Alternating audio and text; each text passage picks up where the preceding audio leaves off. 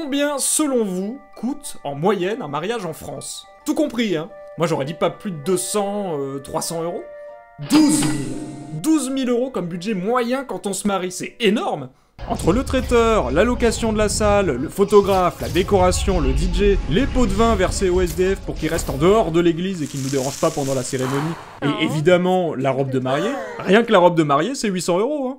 Maintenant, savez-vous qu'il existe des petits malins qui peuvent même gagner de l'argent pour leur mariage? Tout part de l'idée de Jean-Baptiste Krunger, qui est un entrepreneur très apprécié dans l'écosystème pour son franc-parler. Il parle comme il parle, il est cash, sans filtre, il réfléchit jamais avant de parler, et ça plaît beaucoup. Il est connu pour avoir fait pleurer en live une petite fille en voulant retirer le voile de l'une de ses Barbies. C'est étouffant! Il n'a qu'un mot en bouche, privatisation. Et la seule solution, c'est d'être en concurrence. Il a réussi à vendre un hôpital pour enfants à Vinci Autoroute, qu'ils ont depuis transformé en parking. Ils en ont été expulsés. Il a vendu une mairie de communes en difficulté à une chaîne de fast-food.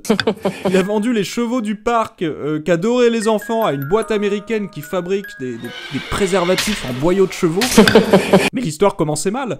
Il a obligé sa femme enceinte à faire du Uber Eats. Elle a eu un accident et a fait une fausse couche. Mais comme tout bon entrepreneur, il a surmonté cette épreuve.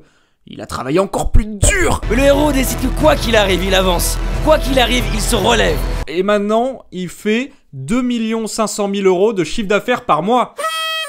Bravo à lui. Maintenant, il dirige notamment une grosse agence de marketing d'influence dans laquelle il gère les partenariats de centaines de créateurs sur Internet. Il a réussi à faire sponsoriser par Winamax une traversée de la Méditerranée par des migrants. Il a organisé des sortes de championnats incroyables où les grands gagnants remporteraient un travail à la plonge dans l'un de ses restaurants et des nationalités françaises fabriquées en pain d'épices par un grand chef pâtissier toulousain. Et ça a été suivi par plus de 300 000 personnes sur Twitch. Bref, Jean-Baptiste Krunger est fort. Et récemment, il s'est intéressé au marché du mariage. La possibilité d'organiser et de faire sponsoriser des cérémonies par des marques, ou même par des pays, dont les noms finissent souvent par Stan, curieusement. Ça a malheureusement assez mal commencé aussi, assez tragiquement, je sais pas si vous connaissez le rituel du sable.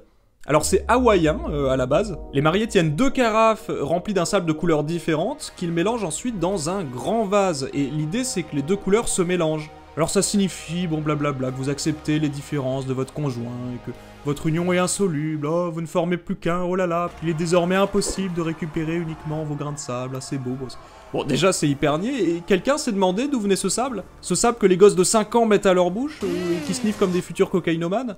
C'est sûr que c'est pas les mariés qui l'ont ramassé eux-mêmes, hein. Vous savez que c'est interdit d'ailleurs en France, de ramasser du sable. 1500 € d'amende d'après l'article L321-8 du code de l'environnement, hein. Bah désolé, oui.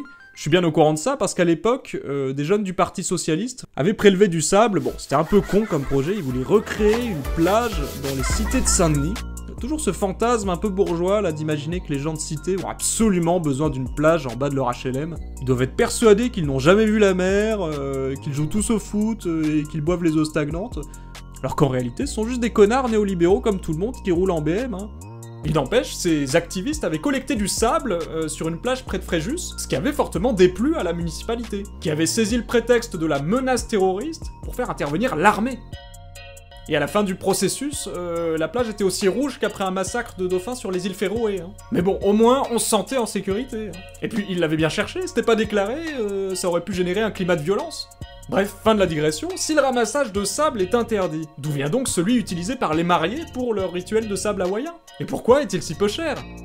Alors c'est un partenariat avec un sous-traitant algérien, donc déjà rien à voir avec Hawaï, hein. Visit Hawaii. Adieu les colliers de fleurs et bienvenue dans notre lourd passé colonial. Et vous l'avez vu, on peut pas collecter du sable partout, donc il y a des stratégies. Par exemple, il y a un endroit où ça coûte vraiment pas cher à prélever. Cette jolie zone sinistrée à Regan, regardez dans le sud de l'Algérie, que vous connaissez peut-être si vous étiez militaire dans les années 60 pour l'armée française. Si c'est le cas, mettez un petit pouce vers le haut à cette vidéo et racontez-moi en commentaire quelques petits souvenirs de guerre. Bon, et du coup là-bas, c'est connu parce qu'il y a eu 4 tirs nucléaires dans les années 60.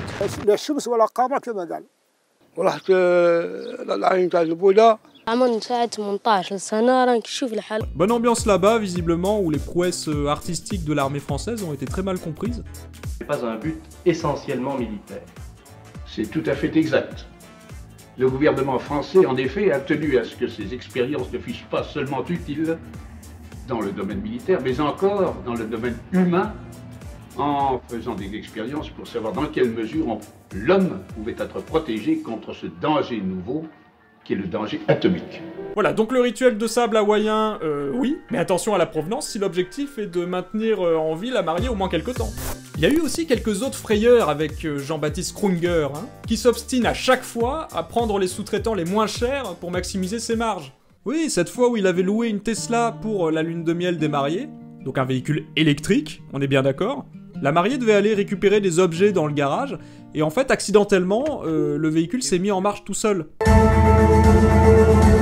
Et en fait, c'était pas une vraie Tesla électrique, c'était une contrefaçon chinoise qui roule au charbon.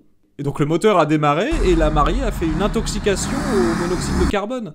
On l'a retrouvée à temps, par contre, sa belle robe blanche était recouverte de suie, ça la fout mal, hein. Tout le monde était tombé des nues, hein. Comment on peut faire une intoxication au monoxyde de carbone dans une Tesla ? Je vous raconte pas non plus la fois où Jean-Baptiste Krunger a fait appel à des youtubeurs pédophiles pour le discours des mariés.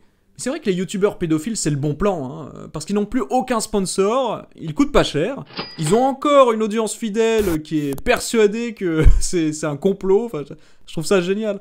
Donc tu peux leur faire les pires partenariats pour des porte-éponges à la con fabriqués par des enfants en Inde. Qu'est-ce qu'il va te dire ? Que c'est pas éthique parce que ça fait travailler des enfants ? Gros, t'es un putain de pédophile !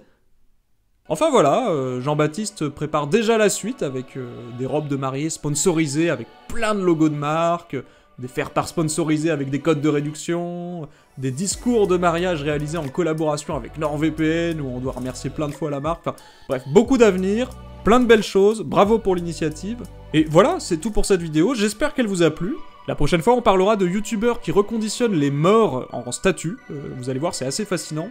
Je vous invite donc à vous abonner comme d'habitude, à rétribuer cette vidéo d'un petit pouce vers le haut, et puis bah sur ce, moi je vous dis à très bientôt. Ciao!